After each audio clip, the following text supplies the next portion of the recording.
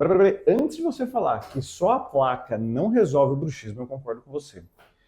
A placa é um dos fatores para correção ou para melhorar o seu apertamento dentário, proteger seus dentes e diminuir um pouco da força muscular que a gente tem aqui na região do rosto. O tratamento do bruxismo ele é multifatorial e tem vários outros aspectos que a gente precisa entender para orientar e cuidar de você. Se você acredita que usou a placa e não resolveu, manda uma mensagem para a gente que os nossos especialistas vão entender o que está acontecendo com você e indicar o melhor tratamento.